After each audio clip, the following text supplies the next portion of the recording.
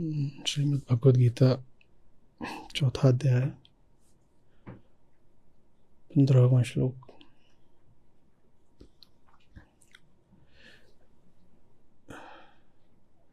निष्काम कर्म कोई नैतिक मूल्य नहीं होता। तो सुना होगा आपने बहुत कि गीता का संदेश है कि निष्काम कर्म करो।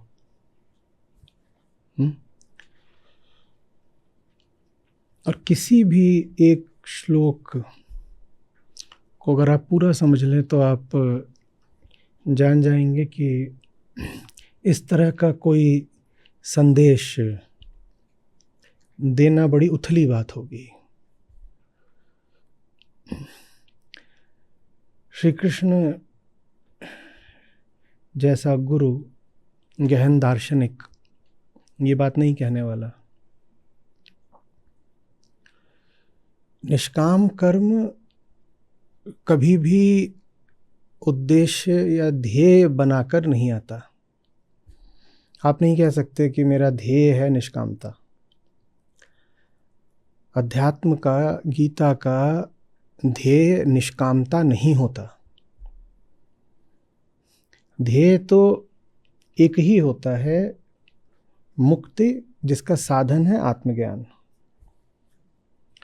ध्येय मुक्ति होता है जिसका साधन है आत्मज्ञान। और आत्मज्ञान की सहज परिणति या सह उत्पाद होता है निष्काम कर्म। निष्काम कर्म ध्येय नहीं है। निष्काम कर्म एक तरह का सह उत्पाद है। क्या है? बाई प्रोडक्ट है। वो आ जाता है, स्वयं आ जाता है, बिना चाहे आ जाता है, बिना ध्येय बनाए आ जाता है।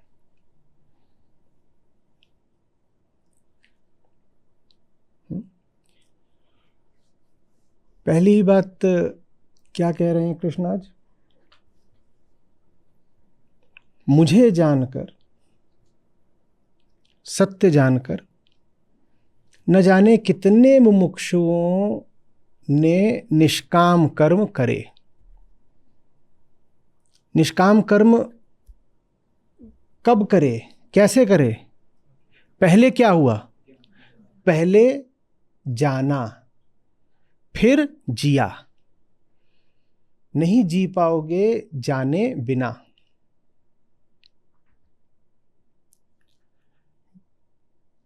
वो ये नहीं कह रहे हैं कि मुमुक्षुओं ने निष्काम कर्म करे अतः मुझे जाना। क्या ऐसा कह रहे हैं? पहले क्या आता है? जानना। और कृष्ण को यदि जानना है, कह रहे मुझे जानकर, तो कृष्ण को जानने का साधन क्या है? कृष्ण की माया को जानना। कृष्ण को जानना है तो कृष्ण की माया को समझना पड़ेगा। और आत्मा को जानना है तो अहम को समझना पड़ेगा। तो इसलिए आत्मज्ञान माने होता है स्वयं का ज्ञान, अहम का ज्ञान।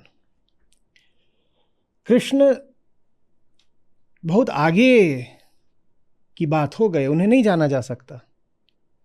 तो किसे जाना जा सकता है?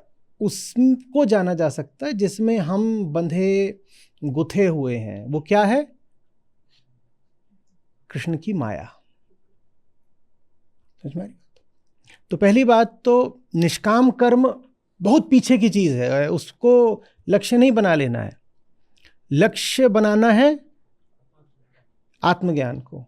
और अगर कृष्ण कह रहे हैं कि लक्ष्य बनाओ मुझे जानने को, तो कृष्ण को जानने का एक ही तरीका है, माया को जानना। सिर्फ माया को ही जाना जा सकता है, सच को नहीं जाना जा सकता, झूठ को ही जाना जा सकता है।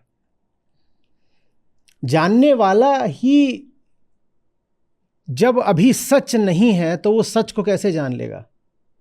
पर झूठ से उसका रोज का नाता है। झूठ से ही उसकी पैदाइश है, झूठ से ही उसकी परवरिश है, झूठ से ही उसके सब संबंध हैं, झूठ में ही उसकी सब कामनाएं हैं। तो झूठ को जाना जा सकता है। तो पहली बात, निष्काम कर्म बात की चीज है, जानना पहले की चीज है। और जानने में भी सूक्ष्म बात यह है कि जानने का मतलब ये नहीं कि आप सत्य, आत्मा, ब्रह्म या कृष्ण को जानने निकल पड़े। जानने का मतलब है अपनी खुराफात को जानना, अपनी माया को जानना, यही आत्मज्ञान है। तो कोई मिले आपको या स्वयं ही आप ऐसे हों कि कहने लगे कि साहब मैं तो निष्काम कर्म में विश्वास रखता हूं, तो ये बहुत मूर्खता का वक्तव्य हो गया। निष्काम कर्म कोई विश्वास रखने वाली चीज नहीं है। न निष्काम कर्म ऐसी चीज है जो आपके चाहने से आ जानी है। ना आप ये कह सकते हो कि मैं जैसा हूं वैसे ही रहूंगा, स्वयं के प्रति एकदम अनभिज्ञ और मैं निष्काम कर्मयोगी हो जाऊंगा, सब नहीं हो सकता। तो एकदम मूर्खता का दावा है ये कि बस कुछ चाहो मत काम करे जाओ, एकदम मूर्खता की बात है। एक ही काम हो सकता है, वो क्या है? जानना, क्योंकि चेतना बोध स्वरूप है। चेतना बोध स्वरूप है।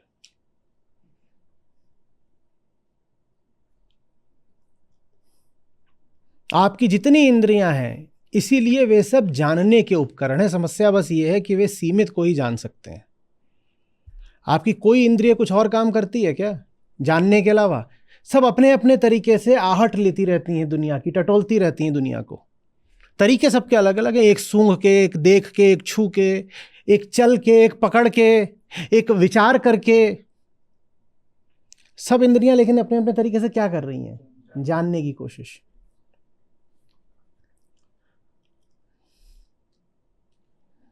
इसीलिए आत्मा को फिर कभी कभी विशुद्ध चैतन्य भी बोलते हैं। मुक्त पुरुषों को हम क्या देते हैं? चैतन्य मूर्ति।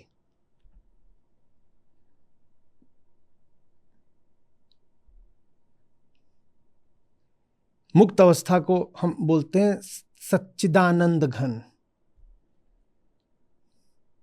सब में साझा क्या है? चेतना, जानना। जानना, जानना प्रमुख है, करना नहीं प्रमुख है कि मैं तो निष्काम कर्म करने में लग गया हूं। क्या कर लोगे निष्काम कर्म के नाम पे? कुछ यूं ही करतूत, कुछ भी कर लो, उसको बोल दो ये तो निष्काम था। वैसे थोड़ी हो जाता है। निष्कामता सीधे सीधे नहीं आ सकती जीवन में। फिर कह रहा हूं, निष्कामता को ध्येय नहीं बनाया जा सकता। निष्कामता जब भी आएगी चुपचाप आएगी, दबे पांव आएगी, बिना बताए आएगी। आपको पता भी नहीं होगा कि आप निष्काम हो गए हैं। कोई और बताएगा तब आपको पता चलेगा आप निष्काम हैं। कामना का एहसास होता है, निष्कामना का एहसास कैसे होगा बताओ तो? जो गड़बड़ होता है उसका एहसास होता है, जो ठीक हो गया उसका कैसे अनुभव होगा बताओ तो?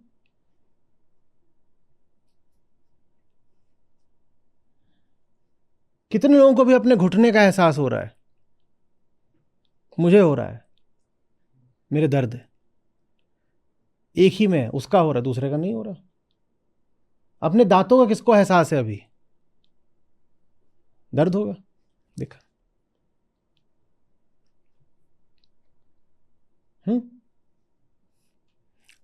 अपने दिमाग का किसको एहसास है? अभी विचार बहुत चल रहे हैं। कुछ बीमारी होती है तभी अनुभव आता है। कामना का अनुभव आएगा, निष्कामना का अनुभव आएगा ही नहीं। आपको पता भी नहीं चलेगा आप निष्काम हो गए।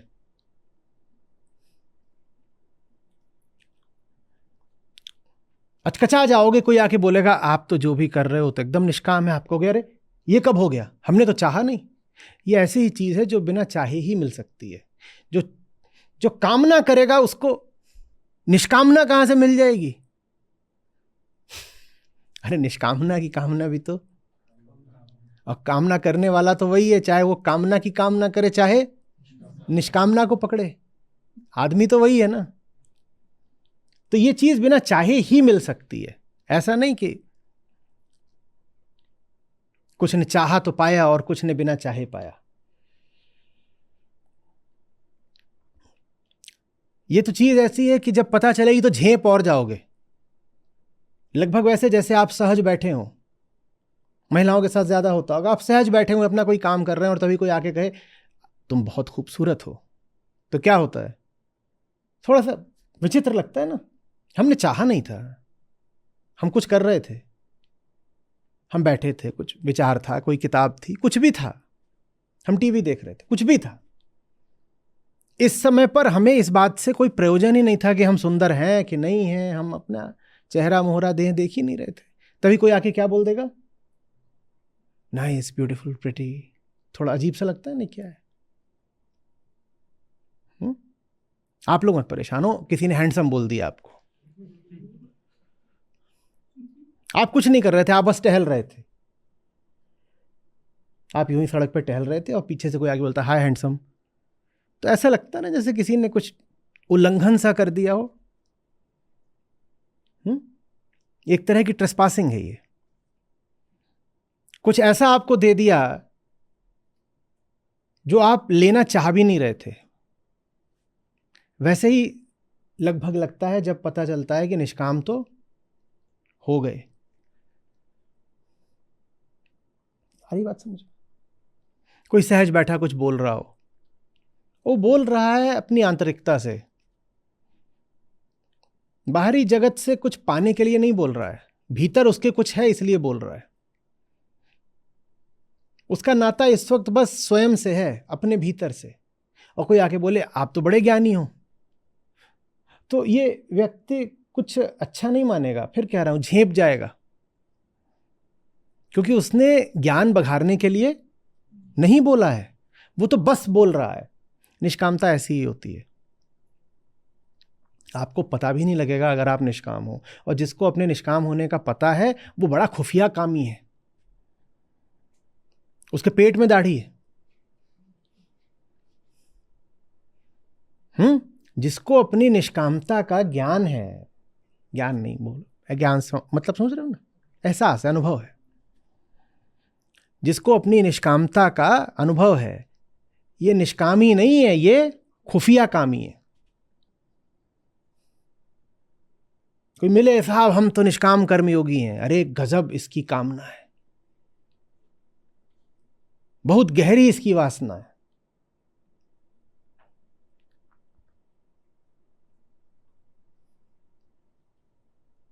लाओ त्सु इसको कितने सुंदर तरीके से बोलते हैं ना, जब प्रेम शब्द बहुत बार कहा जाए तो जान लो प्रेम का अभाव है।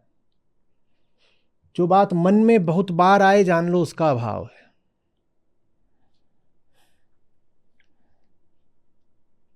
जो आत्मा होकर जीने लगेंगे वो आत्मा शब्द को भूलना शुरू कर देंगे, उन्हें विचित्र सा लगेगा, अटपटा कोई आत्मा इत्यादि बोले तो वहां से और पढ़ेंगे, मजाक उड़ा देंगे, कहेंगे क्या आत्मा आत्मा कर रहे हो।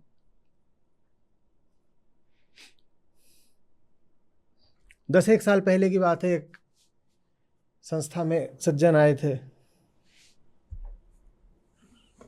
तो श्लोक इत्यादि पढ़ के वो जो भी बात हो उसमें पूर्ण विराम अल्प विराम की जगह ब्रह्म का इस्तेमाल करें, ब्रह्म और आत्मा, ब्रह्म और आत्मा। तो संस्था के वानरों ने उनका नाम ही रख दिया ब्रह्म। वो एकदम चिढ़ गए, वो भाग गए, बोले ब्रह्म जैसे उच्च शब्द का यहाँ अपमान किया जा रहा है। बेटा अपमान आप कर रहे हो अगर उस शब्द का बार बार इस्तेमाल भी कर रहे हो।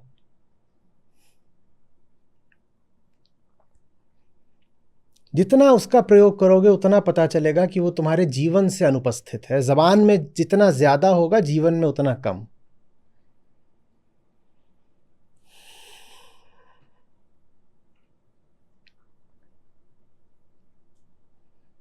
लोगों को समस्या आती है, खासतौर पे जो यहाँ आए और जल्दी से कुछ एक महीने में भाग भी गए, वो बाहर जाके बोलते हैं आचार्य जी ऐसे स्क्रीन पे दिखते हैं ना, संस्था में ऐसे बिल्कुल नहीं है।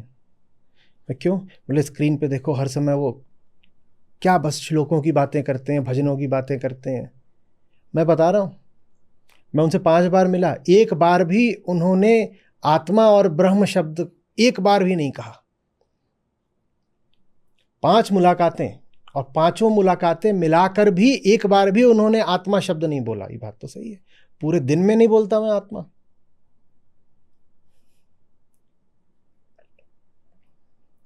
हाँ, जिसको दिखनी होगी दिख जाएगी, जबान में नहीं दिखेगी, दिखनी होगी तो जिंदगी में दिखेगी। पर लोगों को सदमा लग जाता है, बोलते हैं स्कैंडल। बोलते हैं इतनी बार मैंने इनको देखा, ये किसी न किसी को डांट डपट ही रहे होते हैं, भजन कभी गाते ही नहीं सुना इनको। वो डांट ही भजन है अगर समझ आता हो तो। और संस्कृत तो ये कभी बोलते ही नहीं। यहां इनका एक एक श्लोक संस्कृत में, हमने इन्हें नहीं सुना कभी संस्कृत बोलते।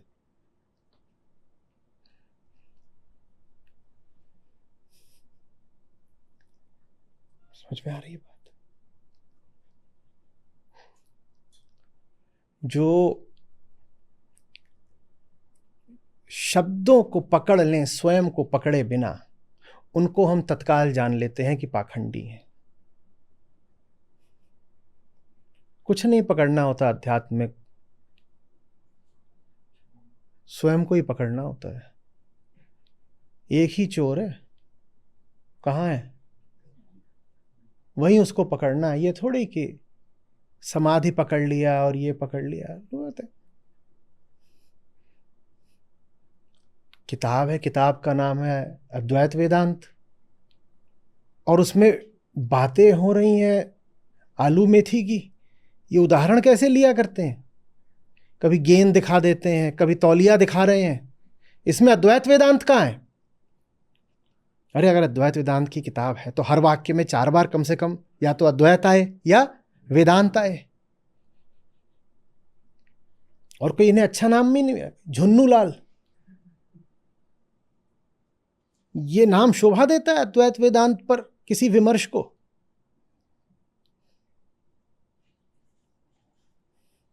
समझ में आ रही है? कुछ नहीं पकड़ना होता, कोई शब्द किसी कीमत का नहीं है। बाकी कुछ पकड़ने लायक नहीं है जहां तक शब्दों की बात है।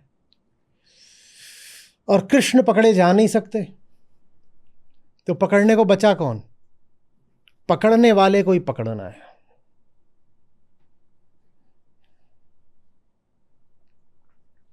कौन है पकड़ने वाला?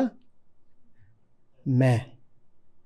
अपने ही चोर को पकड़ना अध्यात्म में, इसके अलावा कुछ और नहीं। आत्मज्ञान के अतिरिक्त कोई धर्म नहीं, और अपनी चोरी पकड़ने के अलावा कोई कर्तव्य नहीं।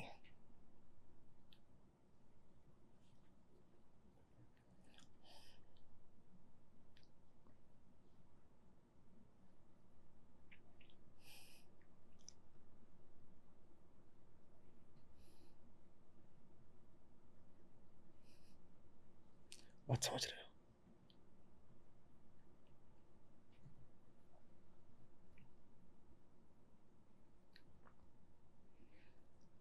आप बुद्ध से आके बोलिए आप में करुणा बहुत है, वो सक पका जाएंगे।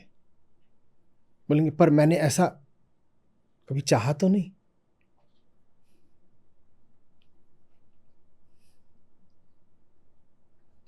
उनके जानने की सुगंध है करुणा। चूंकि वो बुद्ध है इसलिए करुणा है। आप करुणा स्वयं में जोड़ करके बुद्ध नहीं बन जाओगे। करुणा स्वयं में जोड़ भी ली तो स्वयं को तो तिरोहित नहीं किया ना। यह ऐसी सी बात है कि जा करके बहुत सारे गोबर पर 2 बूंदें इत्र की डाल दी, बहुत तगड़ा इत्र है। किसी साफ तन पर लगाओ तो 2 दिन महके, किसी साफ जगह पर डालो तो पूरा कमरा महके। पर गोबर पे इत्र डालोगे तो क्या होगा? स्वयं में करुणा जोड़ना गोबर में इत्र जोड़ने जैसा है। स्वयं में करुणा जोड़कर बुद्ध नहीं बन जाओगे। हम में से अधिकांश लोग ऐसे ही अध्यात्म के बड़े ग्राहक हैं। गोबर तो सलामत रहे, और गोबर के ऊपर फुसफुस।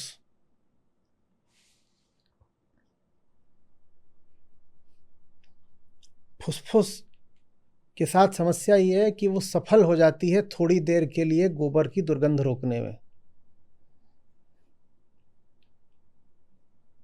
न डली होती फुसफुस तो शायद गोबर जल्दी साफ कर देते, पर वो डलने के बाद गोबर को साफ करने का आपका उत्साह क्षीण ही हो जाना है।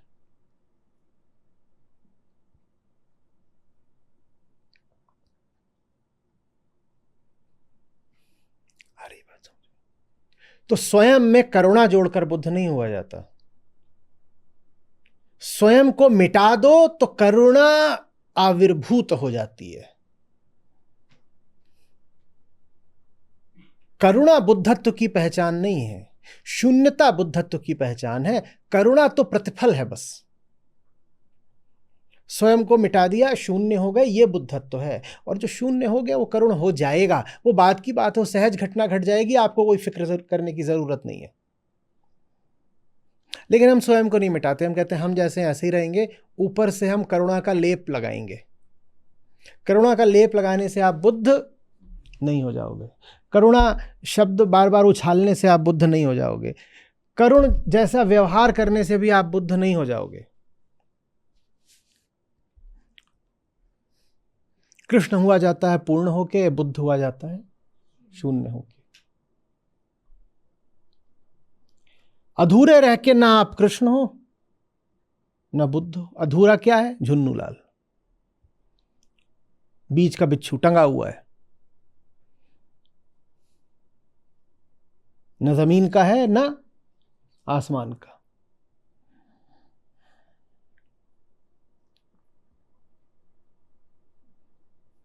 कुछ आ रही बात समझ में? 100 और चीजें मत लक्षित करने लग जाना, न बहुत महत्व देने लग जाना। निर्विचार होना है, समाधिस्थ होना है, और क्या क्या चाहिए? फलानी चीज जागृत करनी है अपने भीतर, और निर्विकल्प होना है, और बोलो बोलो साहब, हम तो निर्विकल्पता साध रहे हैं। तुम मूर्खता साध रहे हो बेटा।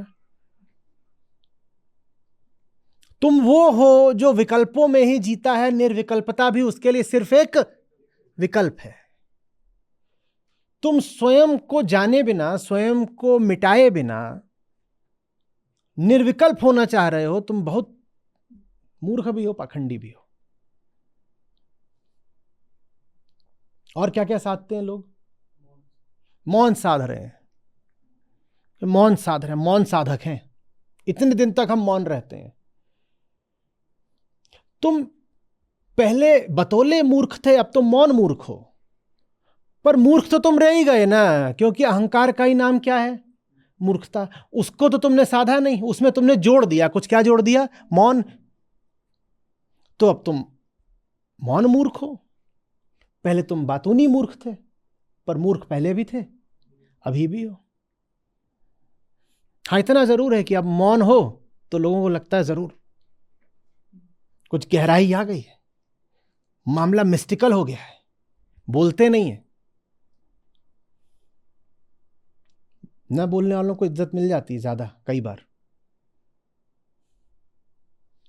मौन नहीं साधना, करुणा नहीं साधनी, निर्विकल्पता नहीं साधनी, निर्विचार नहीं साधना, प्रेम भी नहीं साधना है बाबा। साधना नहीं है, जानना है, जानना है। कृष्ण कह रहे हैं मुझे जानकर मुमुक्षु निष्कामी हो जाता है। मुझे जानकर, जानने से होगा। 100 बातें साधने से नहीं होगा। मैं ध्यान साधता हूं, मैं धैर्य साधता हूं, और ये सब चूंकि बहुत होता रहा और लोगों की आदत बन गई, तो ऋषियों ने कहा चलो इनको इन्हीं के तरीके समझा देते हैं। तो उदाहरण के लिए ऋषि कैसे कहेंगे? उदाहरण दिए देता हूं कि कोई कहे कि मैं तो स्नान साधता हूं, मेरी साधना इसमें है कि मैं दिन में कुछ 18 से 20 बार स्नान करता हूं, और इतनी बार दांत मांजता हूं, कि यहाँ भीतर ही जगह बना दी है ब्रश के लिए, जीभ से ही उसको ऐसे निकाल लिया, खटखट खट करा, फिर वहां वापस। तो फिर ऋषि ये नहीं कहेंगे कि ये जो तुम स्नान वगैरह कर रहे हो शुचिता ये बुरी है, फिर वो कहेंगे कि हाँ शुचिता बहुत अच्छी बात है। शुचिता माने सफाई। वो कहेंगे शुचिता बहुत अच्छी बात है, मन को साफ करो, मन को साफ करो। कोई कहेगा हम तो साहब शरीर के रोओं को साध रहे हैं, खाल पे एक भी रोआ नहीं होना चाहिए, क्योंकि रोए जो होते हैं वो पशुता की निशानी होते हैं। कहते बंदरों को देखो और बनमानुस को देखो तो उनके बड़े ऐसे भालू बराबर बाल निकले होते हैं। तो हम क्या करते हैं कि शरीर से इतने बाल होते हैं सब हम हटाते हैं। तो ज्ञानी लोग कहेंगे अच्छा ठीक है, तुम मूंडने को अपनी साधना बना रहे हो, तो कहेंगे मन को काहे न मूंडते जामे भरे विकार।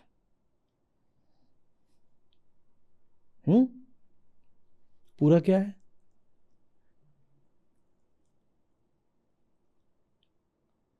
देखो वो फर्रा निकाल रहे जल्दी से एकदम, इतने दिन से गा रहे हो केशों। कोई नहीं गाएगा। जो मुंडे 100 बार, आगे का तो मैं पहले ही बता चुका हूं। मन को काहे ना मूंडते जामे भरे विकार। 3/4 बता दिया।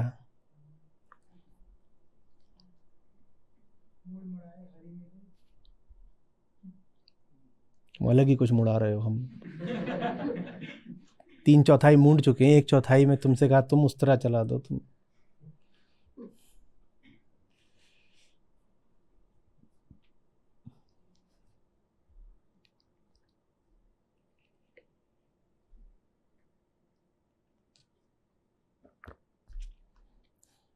चलो आप भर के लाओगे इसको, ये रिक्त स्थान है। रिक्त स्थान जो मूंडे 100 बार। आगे मन को काहे न मूंडते जामे भरे विकार। तो बाहर आप जितनी चीजों को महत्वपूर्ण बनाते हो, संतों ज्ञानियों का काम रहा है उन चीजों को मोड़कर भीतर की चीज बना दें। तो स्नान की बड़ी भारत में एक वो बात रही है, अरे स्नान शुचिता, तो कहेंगे आत्म स्नान महास्नान। यानी कहेंगे हाँ ठीक है स्नान बहुत अच्छी बात है, लेकिन सबसे बड़ा स्नान कौन सा है?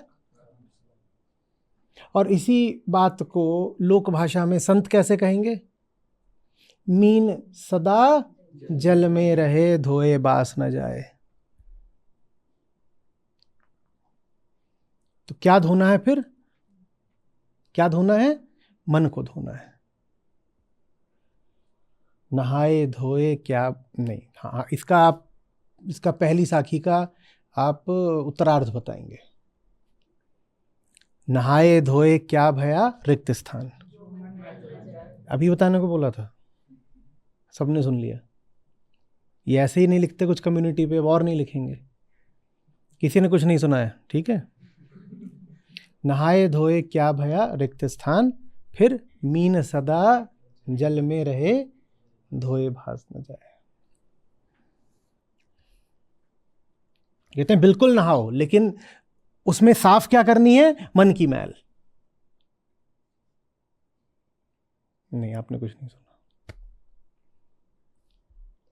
ठीक है। आ रही बात समझ में? वैसे ही जब मंदिर में जाते हैं कुछ अर्पित करने, तो हम चावल को क्या बोलते हैं? अक्षत, जो टूटा हुआ ना हो। तो ज्ञानियों ने कहा हाँ हाँ हाँ सही बात है, सत्य को समर्पित तो अक्षत ही करना है, पर वो अक्षत होना चाहिए मन। टूटा हुआ मन नहीं आप सत्य को समर्पित कर सकते। टूटा मन माने थोड़ा उधर दिया बाकी बाहर लगा हुआ है। जैसे चावल पूरा होना चाहिए अक्षत, वैसे ही जब सामने सच्चाई खड़ी हो तो अपने आप को पूरा ही वहां न्योछावर कर दो, अक्षत तोड़ के नहीं। ये नहीं कि 2/3 तो तुमको दे देंगे क्योंकि तुम बढ़िया आदमी हो, पर 1/3 हमें उसको भी तो देना है ना। वो पीछे उधर मामला हमारा, उधर सेटिंग।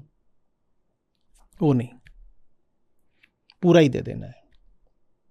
कुल मिलाकर के वो यही बताना चाहते थे कि इसके अलावा कोई मार्ग नहीं है, भीतर जाने के अलावा रास्ता दूसरा नहीं है। बाहर आप जो कुछ भी कर रहे हो बिल्कुल व्यर्थ ही जाना है।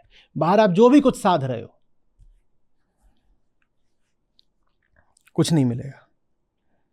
एक ही चीज है साधने की, अहंकार, और उसको साधने का तरीका है आत्मज्ञान। स्वयं को जानो। और आत्मज्ञान कैसे होता है? बहुत आसान है, नित्य प्रतिदिन की अपनी दैनिक गतिविधियों का अवलोकन करके।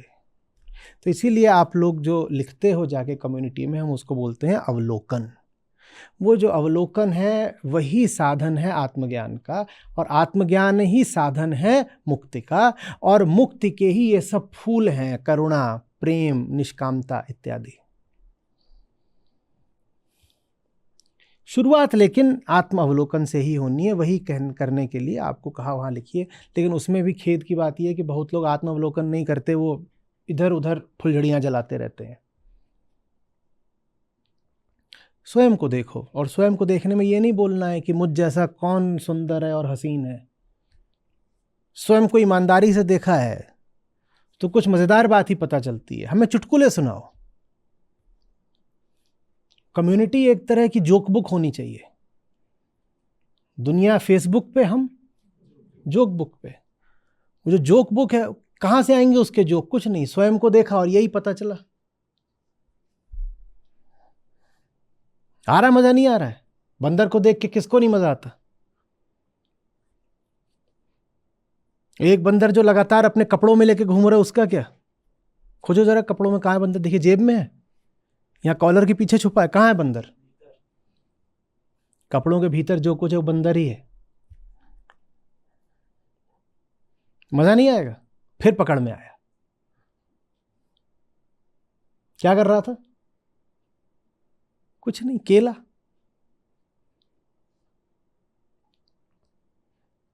कहीं तार दिख गया, तार पकड़ के एक हाथ से झूल रहा है।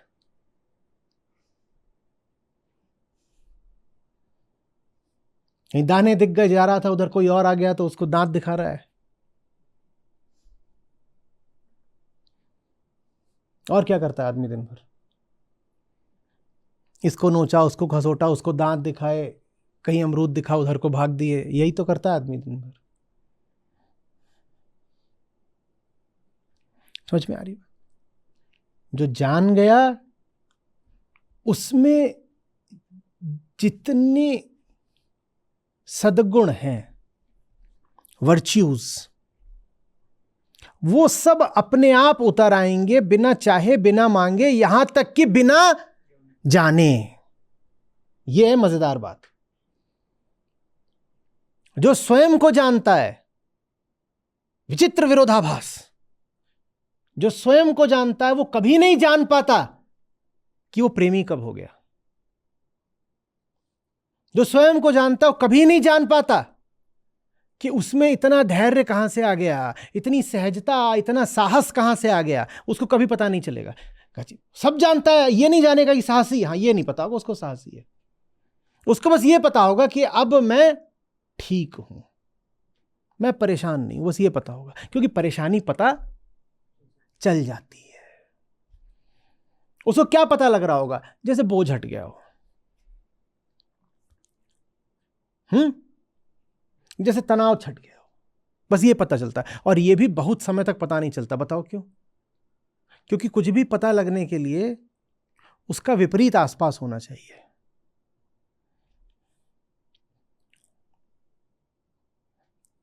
आपके सर में बहुत दर्द था, दर्द हटने लगेगा तो आप बोलेंगे हाँ, राहत मिल रही है। दर्द चला गया, उसके 2 दिन बाद भी बोलोगे हाँ, राहत मिल रही है। क्यों? स्थिति तो वही है। दर्द था, वो एक स्थिति थी, फिर दर्द चला गया, वो दूसरी स्थिति है। जो दर्द चला गया है वही स्थिति अगले 2 दिन तक भी है, तो दूसरी और तीसरी स्थिति बिल्कुल एक जैसी है। लेकिन दूसरी स्थिति में आप बोलोगे बड़ी राहत है, तीसरी में बोलोगे क्या? क्यों नहीं बोलोगे? क्योंकि दूसरी के आसपास ही है वो स्थिति जिसमें दर्द था। तो मुक्ति जैसे जैसे गहराती जाती है, ये एहसास भी मिटता जाता है कि मैं ठीक हूं।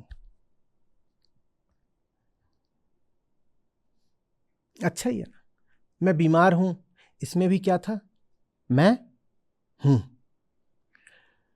मैं अब ठीक हूं, इसमें भी क्या है, मैं हूं। ये भी एक थोड़ा सा बंधन शेष है अभी कि मैं ठीक हूं। ये भी एक छोटे बंधन की बात है, क्योंकि इसमें भी क्या निहित है कि मैं हूं। फिर एक स्थिति आती है जब ये भी नहीं पता होता कि मैं हूं। चिल। इसीलिए हम बोलते हैं कि ये देखिए, ये फर्जी है। क्या बोले अभी अभी, ये चिल। संस्कृत में क्यों नहीं बोला शीत, शीतल, कि मन हिममग्न हो गया, मन पर हिमपात हो गया, ऐसा कुछ क्यों नहीं बोला? चिल काय को बोला?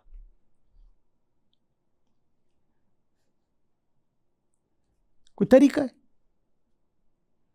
यही तरीका है। मैं तो बोल दूंगा कि हां हिमपात हो गया,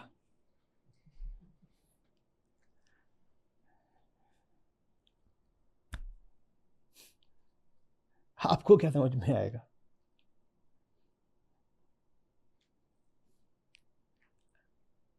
कुछ आ रहा है समझ में? आत्मज्ञान है तो सब कुछ है, और बिना आत्मज्ञान के जो आत्मज्ञान के फलों का दावा करे वो महापाखंडी है। मजेदार बात यह है कि जब आत्मज्ञान हो जाता है तो आत्मज्ञान के फलों का ज्ञान मिट जाता है। इसलिए कह रहा हूं, तब कोई और चाहिए होता है जो आपको आके बताए। अगर किसी महान व्यक्ति को अपनी महानता का एहसास है तो अभी उसमें क्षुद्रता शेष है।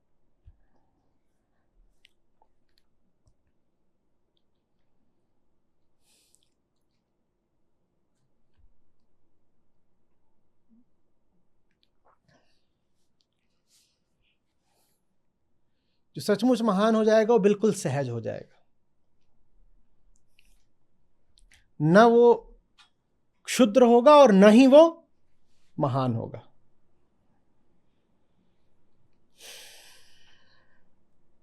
इसीलिए जो सचमुच महान हो जाते हैं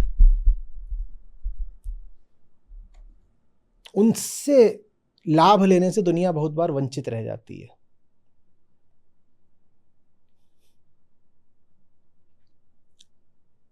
हीरे के होने भर से लाभ नहीं होता।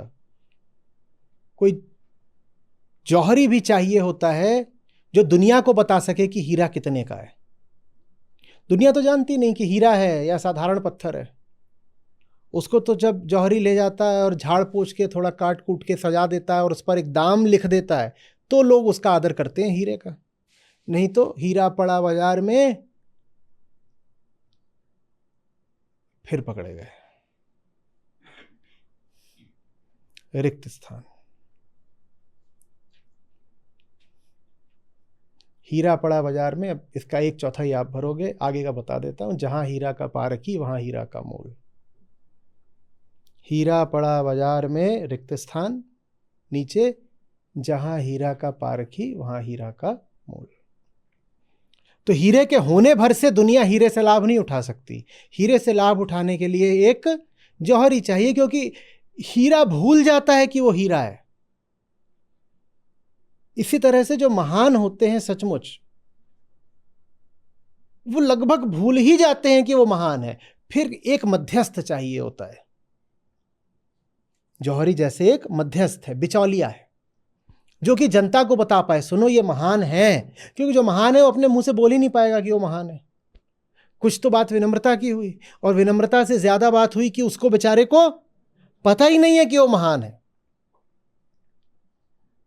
फिर कोई और चाहिए होता है, 2 नहीं 3 चाहिए। जो व्यक्ति महान है वो, जो जनता महानता से लाभ उठाएगी वो, और एक बीच का जौहरी जो जनता को बता सके कि साहब आपके सामने जो है ना ये हीरा है। वो जो बीच वाला है अगर वो नहीं है तो हीरा पड़ा ही रह जाएगा। हीरा पड़ा बाजार में दुनिया जामे डोल। नहीं, आपने कुछ नहीं सुना, ये एडिट आउट कर दिया जाएगा। आपने कुछ नहीं सुना। हीरा पड़ा ही रह जाएगा, किसी को नहीं पता चलेगा। अरे तो ये गड़बड़ हो जाती है।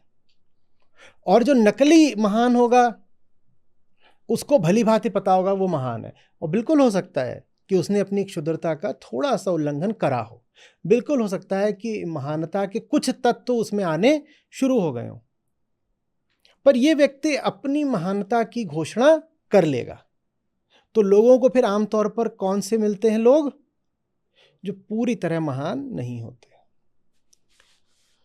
जो सचमुच महान है उससे लोग चूक जाते हैं, उसका कुछ नहीं होता।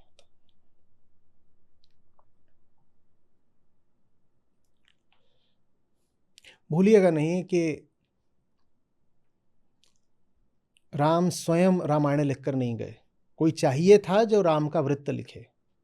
भूलिएगा नहीं कि श्री कृष्ण अर्जुन से जब बात कर रहे हैं तो वहां पर कोई रिकॉर्डर उन्होंने बगल में नहीं रखा हुआ है, कोई तीसरा है जो ये सब सुन करके लिपिबद्ध कर रहा है। नहीं, उस वक्त नहीं करा, मान लीजिए बाद में व्यास ने करा, लेकिन श्री कृष्ण स्वयं तो नहीं लिख रहे थे। आपने कभी यह भी नहीं पढ़ा होगा कि संत कबीर स्वयं ही अपने दोहे बैठ के लिख रहे हैं, यह भी नहीं सुना होगा। कोई और चाहिए कि जब महान व्यक्ति सहजता से अपने आप को अभिव्यक्त कर रहा हो तो वो सब कुछ पकड़ ले, एक तरह से रिकॉर्ड कर ले। और जो रिकॉर्डिंग का काम है ये वक्ता, बोलने वाला या जीने वाला स्वयं कभी नहीं करेगा, क्योंकि जब ये बोल रहा होता है तब ये इस बात का ख्याल रख ही नहीं सकता कि लिखा जा रहा है कि नहीं, और वो सुनने में कैसा लग रहा है और बाकी सब बातें। उस वक्त पर तो बोलने वाला खो चुका होता है, उसको कहाँ होश है कि क्या हुआ क्या नहीं हुआ। एक कोई और बीच वाला चाहिए, और जो बीच वाला है बहुत बहुत महत्वपूर्ण होता है। ये बीच वाला नहीं है तो महानता खो जाती है, ये बीच वाला नहीं है तो जमाने तक महानता कभी पहुंचती नहीं, वो होते हुए भी खो जाती है।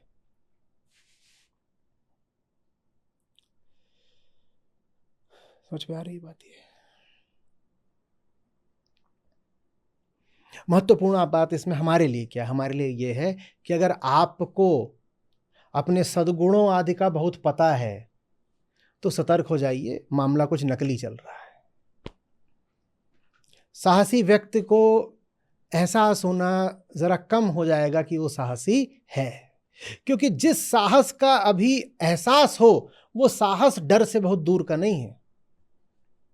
एहसास हमेशा बीमारियों का ही होता है। डर का ही अनुभव जब औंधा पड़ जाता है, जैसे तवा पलट दो या कोई आदमी शीर्षासन में आ जाए, टांग छत की तरफ फेंक दे, डर का ही एहसास जब उल्टा हो जाता है तो उसको हम कह देते हैं साहस। वो साहस क्या है? डर से दूर की बात है क्या? नहीं।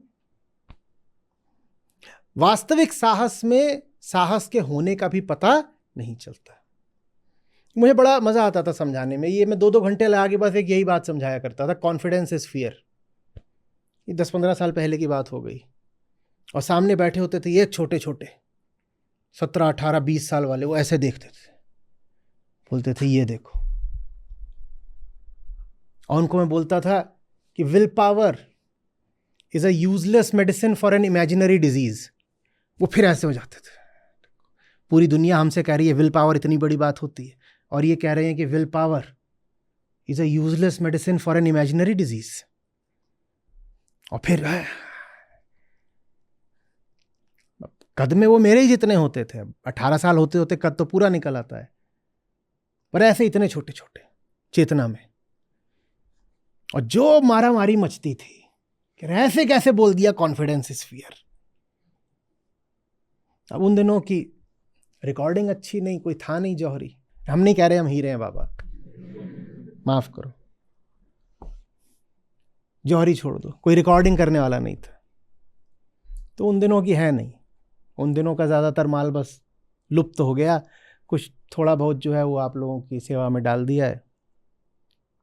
पर बड़ा मज़ा आता था, ये यहाँ से हो रहा है, वहाँ से हो रहा है, कोई सीट के ऊपर कूद पड़ा, कोई कुछ कर रहा है, 2-4 छोड़ के भाग गए, उन्हें लगा पीछे से इनको बुलावा आएगा, जब बुलावा नहीं आया तो ऐसे धीरे से गेट खोल के अंदर झांक रहे हैं।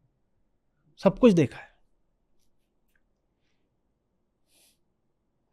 1-2 वहां पीछे से कर रहे हैं, ये नहीं चलेगा,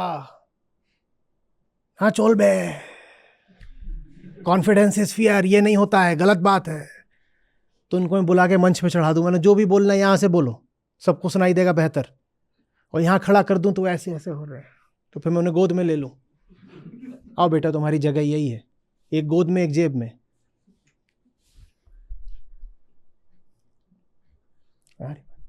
बड़ा मजा है। सहज होना एक बात होती है और आत्मविश्वासी होना बिल्कुल दूसरी बात होती है। डर के अभाव में सहजता आती है, आत्मविश्वास नहीं आता। आत्मविश्वास तो डर के ही सिक्के का दूसरा पहलू है। जो डरा हुआ होगा वही कॉन्फिडेंट होगा। जब डर छूट ही जाता है तो कॉन्फिडेंस भी छूट जाता है, फिर बस क्या बचती है? एक साधारण सहजता, ऐसे ही बैठे हुए हो, कुछ नहीं, न डरे हो, न असहज हो, न डरे हो, न आत्मविश्वासी हो, न कॉन्फिडेंस है, न फियर है।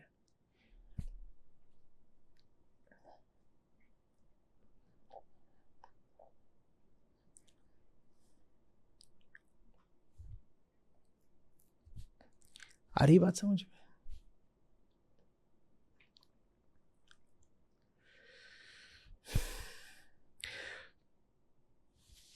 तुमसे पहले बहुत सारे लोग निष्काम कर्म का जीवन जी चुके हैं, और जैसा उन्होंने कर्म करा है, माने जैसा उन्होंने जीवन जिया है, वैसा ही तुम जियो। आशय क्या है? आशय ये है, जैसा आपने आज गाया कि बेटा ना अकेले हो ना पहले हो। कामना की जिंदगी जियोगे तो कामना का मतलब ये संबंध, कामना के लिए एक विषय चाहिए, बिना विषय के तो कामना नहीं होती। कामना माने रिश्ता, और रिश्ता बैठा रहे हो तुम किसी बहुत छोटी चीज से। कामना की जिंदगी माने छोटी छोटी चीजों से, छोटे छोटे विषयों से गुथी हुई जिंदगी, ये कामना की जिंदगी है। कामना माने क्या? इससे जुड़ गए, इससे जुड़ गए, वो जो कुर्सी का दायां पाया है उस पे दिल आ गया, उसको बोल रहे आई लव योर लेग्स, ऐसे तो होता है, और क्या होता है? ठीक, ये कामना की जिंदगी है। कामना माने छोटी चीज से जुड़ना, और निष्कामना माने उन सब से जुड़ना जो निष्काम जीवन जी गए। जब जुड़ना ही है तो इतिहास के उन तारों से, उन प्रकाशों से, उन दियों से क्यों ना जुड़े? ये सब जो छोटा छोटा यहां, इससे क्यों जुड़े? लेकिन हमको लगता है कि जुड़ने का विकल्प तो यही है बस कि इन्हीं से किसी से चुन लो। सब सड़ा माल है, उसमें देख लो कौन सा चाहिए। वो काला सड़ा, वो भूरा सड़ा, वो मल जैसी दुर्गंध वाला सड़ा, वो मूत्र जैसे बहाव वाला सड़ा। तो सड़े के ही अलग अलग आकार प्रकार हैं, किसी ना किसी सड़ेले को चुनो। श्री कृष्ण कह रहे हैं हाँ ठीक है, तुम्हें अकेलापन अगर सताता है या डरते हो तो भूलो नहीं कि निष्कामी होकर के, सही जीवन जी करके तुम किसकी संगत में हो। कौन सा अकेलापन? तुम उनकी संगत में हो जिनकी संगति रखने लायक है। 10 झुन्नुओं की संगति चुनोगे या एक कृष्ण की?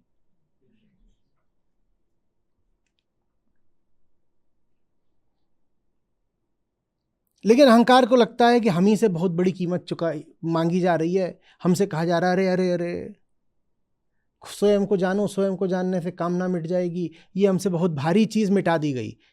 तुम कोई पहले नहीं हो जो इस चीज को छोड़ रहे हो, और तुम तो अभी थोड़ा बहुत छोड़ रहे हो क्योंकि स्वयं को जानने की शुरुआत करी है बस तुमने। कितने हो गए हैं तुमसे पहले इतिहास में जो न जाने कितना छोड़ चुके हैं। उनके साथ नहीं जीना चाहते, उनकी बिरादरी में नहीं शामिल होना। ये भेड़ों के झुंड में ही रह के तुम्हें तृप्ति मिलती है। क्या रखा है भेड़ों के झुंड में? ये कौन सी जिंदगी है? क्या करता है आम आदमी? क्या दुहाई देते हो बार बार नॉर्मल लाइफ की? क्या है नॉर्मल लाइफ का मतलब? जानवर की जिंदगी के अलावा नॉर्मल लाइफ और क्या होती है? लेकिन हम बिल्कुल ऐसे हो जाते हैं, अरे बड़ी भारी हमसे छीन ली चीज। क्या छीना है? क्या छीना? फटी एक चप्पल थी, वो छीन ली। अरे रे रे रे, लुट गए, बर्बाद हो गए, जालिम डकैत। क्या था? फटी चप्पल। फटी चप्पलों के अलावा किसी चीज की हमारी कामना, कोई हमारे संबंध?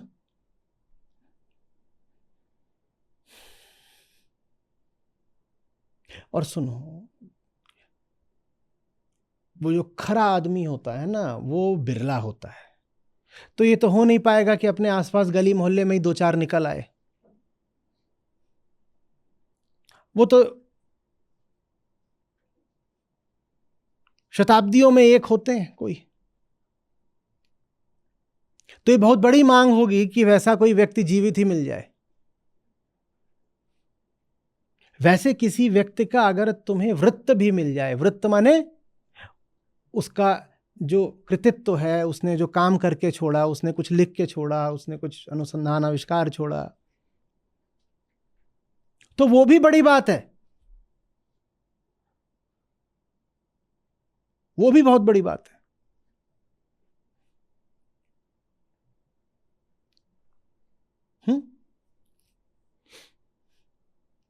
जैसा संत मीराबाई का वृत्त है, उसी से थोड़ा थोड़ा मिलता जुलता बौद्ध साहित्य में भी आता है। तो एक थी वो नगर वधू, सीधे बोलिए वेश्या थी नगर वधू। नगर वधू क्या होता है? तो उसको बुद्ध का एक भिक्षु मिल गया, और वो बड़े ऊंचे दर्जे की वो सुंदरी थी। तो शहर के सब सेठ लोग और जो भी रुतबेदार और मालदार लोग थे, सब उसके यहाँ आया करते थे। और कहानी कहती है कि परम सुंदरी। लेकिन एक दिन उसको बुद्ध का एक भिक्षु मिल गया। तो भिक्षु कुछ दिन उसके यहाँ रह गया। भिक्षुओं का काम कुछ दिन एक शहर एक गांव में रहते हैं, फिर आगे बढ़ जाते हैं। तो भिक्षु तो उसके साथ रह के आगे बढ़ गया। ये भिक्षुओं का तरीका नहीं कि कहीं बसी जाएं।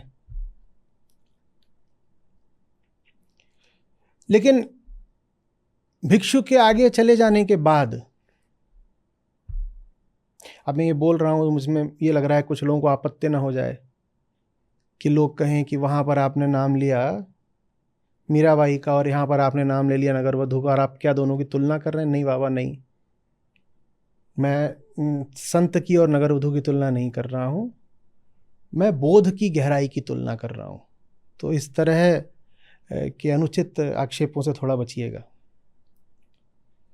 तो आगे चला गया, उसको नहीं रुकना। पर उसके जाने के बाद ये स्त्री कुछ और हो गई। तो रहा होगा कोई नगर सेठ वगैरह, कोई बड़ा भारी आदमी, वो बहुत समय से आशा में था कि प्रेम संबंध बनेगा। वो पास आता है, बोलता है कि हमारा संबंध बनना चाहिए। वो बोली मैं नहीं बनाऊंगी संबंध। वो शारीरिक संबंध की बात कर रहा था, बोली मुझे नहीं करना। तो उस व्यक्ति का भाव थोड़ा और गहरा हो गया होगा। वो बोलता है ठीक है, मैं तुमसे विवाह करने को तैयार हूं। नगर वधू से कौन विवाह करता है? पर मैं तुमसे विवाह करने को तैयार हूं। उसको लगा होगा मैंने बहुत बड़ा प्रस्ताव कर दिया, मैंने नगर वधू को बोल दिया कि मैं तुमसे विवाह करूंगा। कौन करता है विवाह?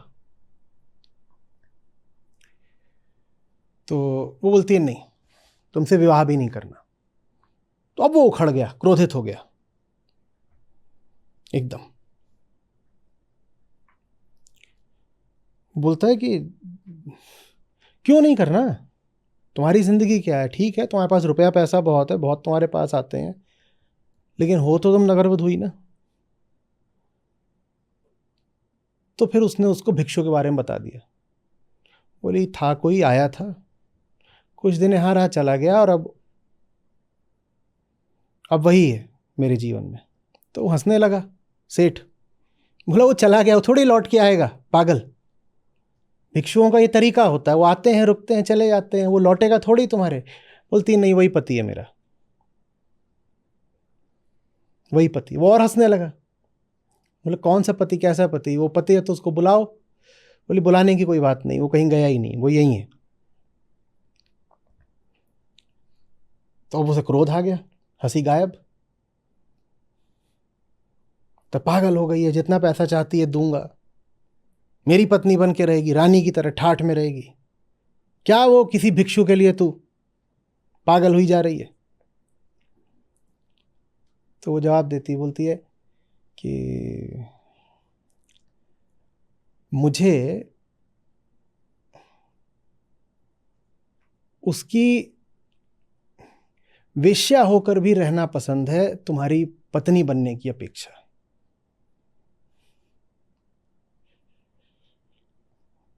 Better his keep than your wife. बोल रहा था कि वो भिक्षु, उसमें क्या है?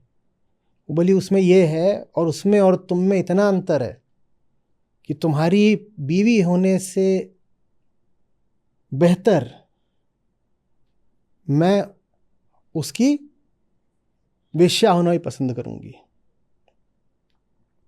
समझ में आ रही बात? ऊंचाई का ये मूल्य होता है। वो भिक्षु शायद कभी उसे, मैं नहीं जानता आगे कहानी क्या कहती है, मुझे नहीं मालूम।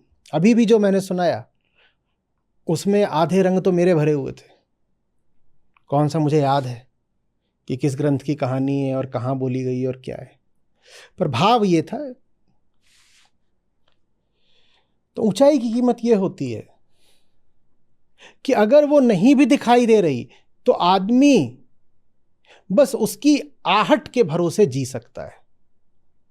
वो भिक्षु नहीं भी दिखाई दे रहा तो भी वो श्रेष्ठ है उस सेठ की अपेक्षा जो दिखाई भी दे रहा है और माल से, रुपए से, पैसे से भी लदा हुआ है। कि तुम्हारा ये सब कुछ जो प्रकट है, जो उपलब्ध है, वो उपलब्ध होके भी उसके सामने कुछ नहीं जो अनुपलब्ध है, जो अब नहीं रहेगा। जीने वालों का ये तरीका होता है। सत्य के प्रेमियों की ये अदा रही है।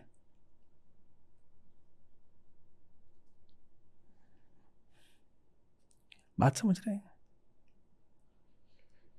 वो नहीं आएगा अब कभी, मैं जीवन भर उसकी शक्ल नहीं देखूंगी, मैं कभी उससे मिल नहीं सकती। शारीरिक मिलन तो दूर की बात है, वो कभी इन इंद्रियों से दिखाई भी नहीं पड़ने वाला। तो भी मैं मन से उसकी पत्नी होना बेहतर समझती हूं। और तुम मुझे उसकी पत्नी नहीं मानो, तुम मुझे वेश्या मानो, तो मुझे उसकी वेश्या होना भी स्वीकार है, पर तुम्हारी तो पत्नी होना भी स्वीकार नहीं है मुझको। सेठ ने कुछ मजाक करा होगा ना, सेठ ने कहा होगा ये कौन सा रिश्ता है, क्या तुम्हारा उससे विवाह हुआ है? वो पति कैसे हो गया तुम्हारा? मान लीजिए ऐसे, जब तुम्हारा उससे विवाह नहीं हुआ तो तुम उसे अपना पति कैसे बोल रही हो? तो बोली हाँ ठीक है, कोई विवाह नहीं हुआ, नहीं हूं मैं उसकी पत्नी। मैं उसकी पत्नी नहीं भी सही तो भी वो श्रेयस्कर है, वो बेहतर है, उसके साथ होना मैं पसंद करूंगी, भले ही वो ना दिखाई देता ना सुनाई देता। समझ में आ रही? जिसको सच की सुगंध मिल जाती है वो फिर किसी भी हाल में जगत की दुर्गंध से सामंजस्य नहीं बैठा सकता। वो कहता है उसकी याद भी बेहतर है तुम्हारे सारे धन संपदा से और नियामतों से। वो नहीं है, बस उसकी खुशबू है, तो भी वो खुशबू भारी पड़ रही है उन सब चीजों पर जो तुम मुझे दे के रिझा लुभा रहे हो। खुशबू से मतलब समझ रहे हो ना, वो खुशबू नहीं जो यहां नाक से ली जाती है। खुशबू से आशय ये है कि है पर दिखाई नहीं देता, उसको मैं सुगंध बोल रहा हूं। सुगंध होती है ना कि होती है पर दिखाई नहीं देती, उस अर्थ में बोल रहा हूं।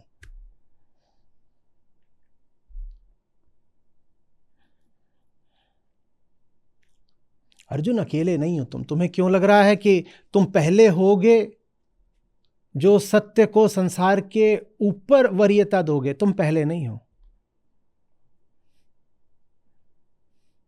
तुमसे पहले बहुत हो चुके हैं, और वो जो हुए हैं उन्हीं को हम कह सकते हैं कि उन्होंने जीवन जिया। बाकी तो ये सब कौन है? मैं तुम्हें पहले ही बता चुका हूं अर्जुन, ये सब कौन है? कौन है? ये तो मृत हैं। कल उन्हें क्या कष्ट हो, वो आज ही जब नष्ट है। ये तो सब मुर्दे हैं, मुर्दों से रिश्ता रख के भी क्या करोगे अर्जुन? इतिहास में जिए तो मुट्ठी भर लोग हैं, तुम उनसे रिश्ता रखो ना। नहीं, पर अब वो तो है नहीं ना, वो जिए हैं इसका मतलब वो मर नहीं सकते, वो आज भी हैं। और ये जो तुम्हें जिंदा लग रहे हैं, ये तुम्हें जिंदा लग रहे हैं, ये आज भी मरे हुए हैं। जो सचमुच जिया है वो आज भी मरा नहीं, जो मरा ही हुआ है वो कभी जिया नहीं, तो उसको तुम कैसे कह रहे हो कि रिश्ता रखना है? उनकी संगत में जाओ ना अर्जुन, उनके परिवार को ग्रहण करो ना अर्जुन। तुम क्यों कह रहे हो कि संयोगों के कारण मुझे ये जो अपने आसपास एक झुन्नू लाल, एक चमन लाल, एक नमूला लाल, एक धनिया, एक चुनिया, एक मिनिया मिली है, मुझे इन्हीं से रिश्ता रखना है? नहीं, पर क्या करें? और बहुत सवाल आते हैं, लोगों की टिप्पणियां भी आती हैं और बेबसी में उनके उद्गार आते हैं। आपकी बातें तो सारी सही हैं सर, पर जीना तो हमें यही है ना। क्यों जीना यही है? आप में से भी शायद कुछ लोगों ने कभी यही लिख के भेजा हो मुझे, पर जीना तो यही है ना। जीना तो इसी परिवेश में है ना। क्यों इसी परिवेश में जीना है? क्यों? और शरीर से किसी परिवेश को नहीं स्वीकार किया जाता। परिवेश तो यहां होता है, परिवेश तो यहां होता है।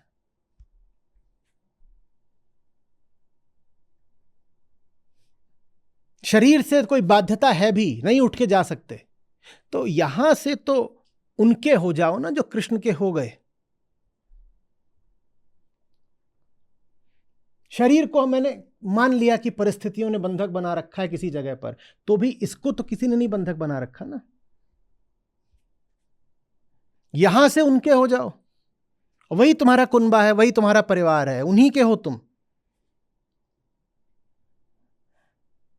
बाकी है ही नहीं तो उनसे रिश्तेदारी का क्या मतलब? निष्कामता का रिश्ता माने उच्चतम से रिश्ता, और कामना का रिश्ता माने शुद्रता से रिश्ता।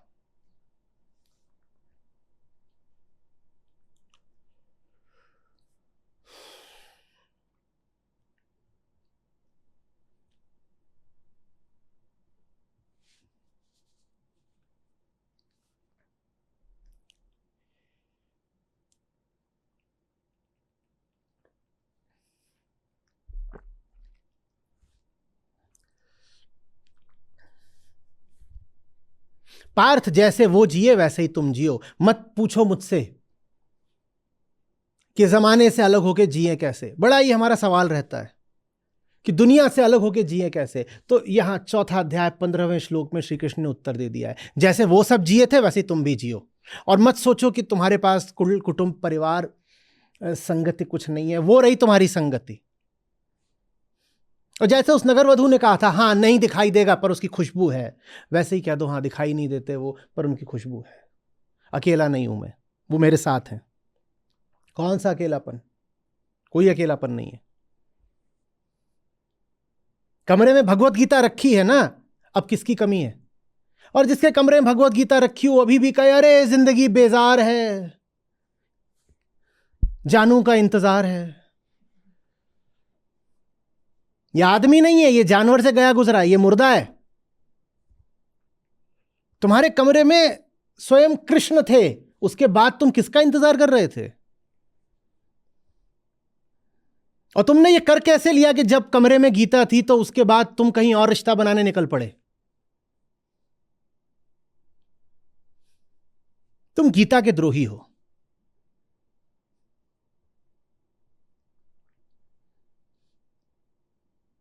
कई तो ऐसे होते हैं कि वो गीता को ले लिए, उसी में ऐसे मुंह छुपा के रो रहे हैं, और रो ये नहीं रहे हैं कि कृष्ण का विरह है, रो ये रहे हैं कि जानू का अभी तक ब्लू टिक नहीं लगा, मैसेज भेजा था, जानू देख नहीं रहा है।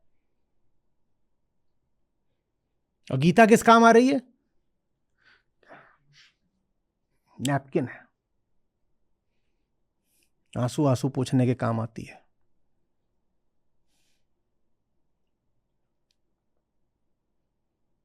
क्या कह रहे हैं कृष्ण? पार्थ, वो सब हुए हैं ना, वो हुए हैं ना, वो तुम्हारे साथ हैं, अकेले नहीं हो तुम, उनके साथ जियो।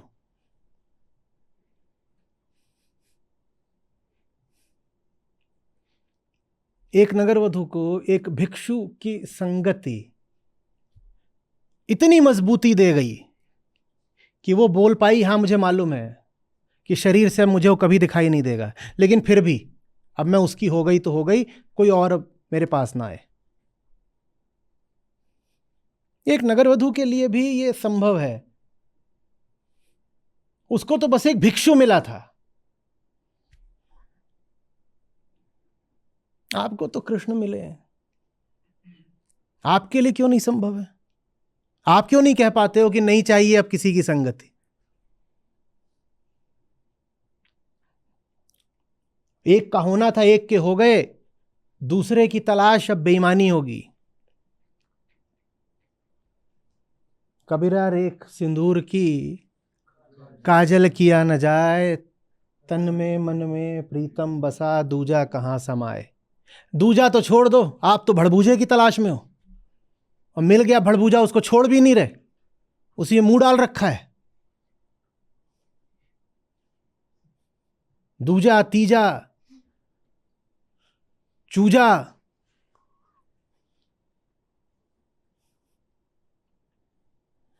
वो बोल रहे हैं। ईमानदारी की बात है। कबीरा रेख सिंदूर की काजल किया न जाए।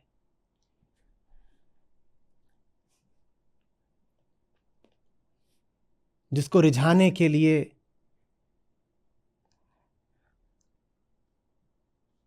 सारा अलंकार था, वो मिल गया, वो मिल गया, और अब वो बस ही गया है भीतर, आंखों के भीतर बस गया है। आंखों के सामने नहीं दिखाई देता, कोई बात नहीं। अब किसके लिए हम सौंदर्य और आभूषण और अलंकार करें?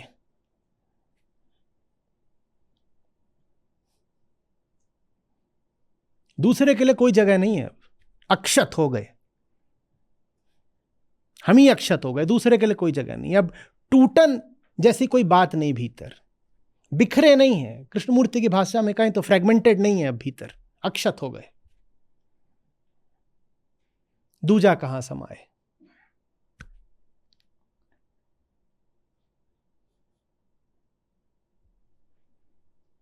दूसरे के लिए कोई जगह नहीं। और अकेलापन, वो क्या बात होती है? तन में मन में प्रीतम बसा। आप अकेले कैसे हो सकते हैं? आंखों के आगे जो है वो तो कभी छोड़ के चला भी जाए, जो आंखों के पीछे आ गया वो कभी छोड़ के जा सकता है?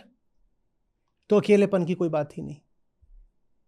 दूजा कहां समाए, दूसरे के लिए कोई गुंजाइश ही नहीं बची। नगर सेठ घर जाओ अपने, दूजा कहां समाए।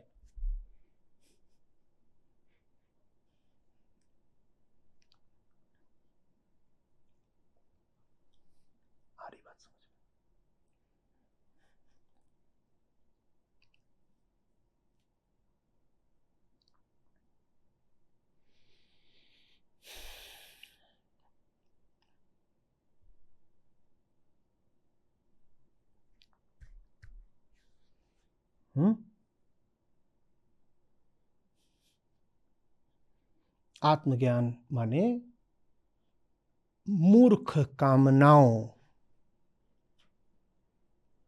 का तिरोहण। अब दूजा कहां समाए, मूर्खता की कामनाओं के लिए कोई स्थान शेष नहीं रहा। यह आत्मज्ञान का कमाल है। सारी कामनाएं किसको होती हैं? अहम को। और आत्मज्ञान का क्या करता है? अहम की पोल खोल देता है। कह रहे ढोल पोला है, बजता तो बहुत जोर से, ढम ढमा ढम ढम। आत्मज्ञान जाता है उसको फाड़ देता है। जब फाड़ता है तो अंदर क्या निकलता है? बहुत सारा पोलापन।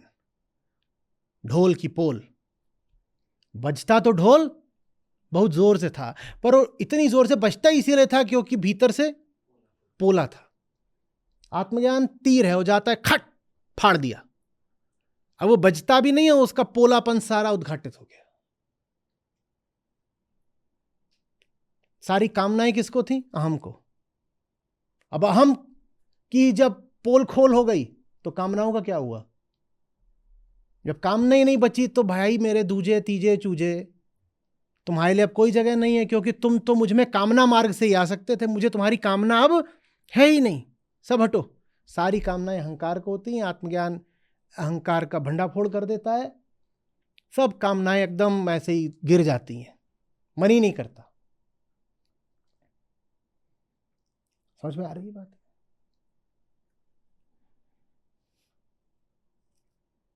आत्मज्ञान कैसा है कि मान लो आंखें हैं, एकदम काला चश्मा लगा लिया, एकदम जबरदस्त काला।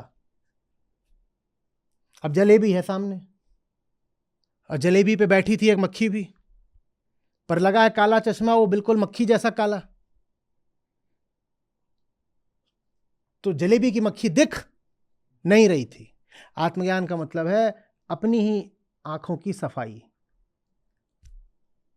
चश्मा उतर गया, मक्खी दिख गई, कामना बचेगी? हाँ, आत्मज्ञान ये करता है, अपनी आंखें साफ कर देता है, कामना बचती ही नहीं। फिर दिख जाता है कि जिस चीज की ओर भाग रहे थे, अपनी मूर्खता की वजह से भाग रहे थे, मूर्खता हटी, कामना घटी।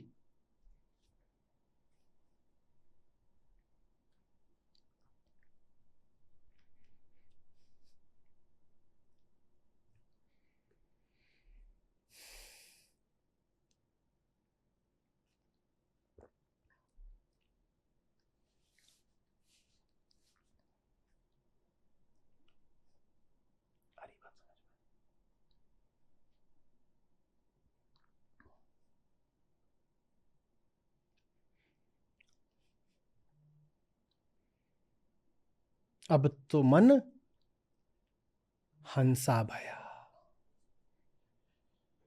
गंदगी में हमें डाल दोगे, हम भूखे रह लेंगे, छुएंगे नहीं। अब हम ऐसे हो गए।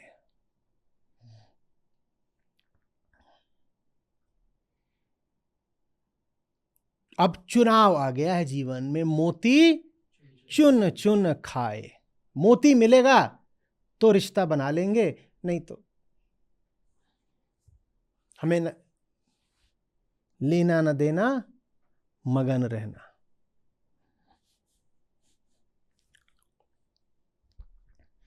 जो भटके हैं प्यारे से, वो बिछड़न ही है जो भटकाती है। जो बिछड़े हैं प्यारे से, भटकते दर बदर फिरते। बिछड़े होते तो भटकते होते, अब वो बिछड़न समाप्त हो गई है। हमारा यार है हम में, हमन को बेकरारी क्या। ये आत्मज्ञान का काम है। अहंकार वो जो हमेशा एक टूटन, एक बिछड़न, विरह आदि अनुभव करता रहता है। जो बिछड़े हैं प्यारे से, वो फिर भटकेगा, इधर मिल जाए प्यारा, उधर मिल जाए, और प्यारे के नाम पे सियारा भी मिल जाएगा तो सियारे को भी ले आएगा।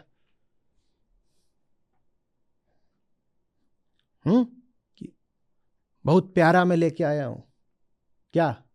सियार। वो पूछेगा क्या हुआ, तो बोलता हुआ हुआ, इश्क हुआ। वो बोलता मुझे भी हुआ हुआ। और सियार सियारी दोनों मिलके हुआ हुआ कर रहे हैं, दोनों को हुआ।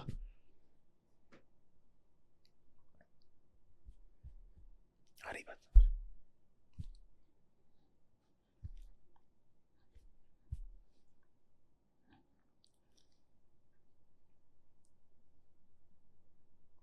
जान चली जाए चली जाए, कीचड़ थोड़ी ही खाएंगे। अकेले रहना कहीं बेहतर है सब ये। हाँ, कौवे गिद्ध इनकी संगत करने से कहीं बेहतर अकेले रह लेंगे। कोई अकेलापन हमें नहीं बुरा लगता, हमारा यार है हम में, कुछ नहीं बुरा लगता हमको। लोग कहते हैं पर निर्गुण के साथ कैसे जिए, निर्गुण के साथ कैसे जिए, सगुण चाहिए होता है। ये रहा सगुण, कृष्ण का सगुण रूप चाहिए ना, गीता है कृष्ण का सगुण रूप। तुम्हें नहीं और कुछ चाहिए, न किसी कल्पना की जरूरत है, न किसी कथा किसी कहानी की। निर्गुण कृष्ण नहीं समझ में आते ना, तो सगुण कृष्ण है गीता। शब्द है ना गीता, शब्द तो निर्गुण नहीं होता, शब्द सगुण ही होता है ना। तो ये रहे कृष्ण। कमरे में गीता रख लो, मिल गए सगुण कृष्ण।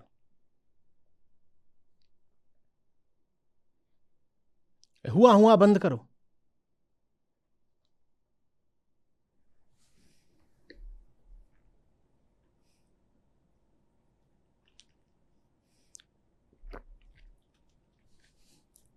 आ रही बात? बताइए।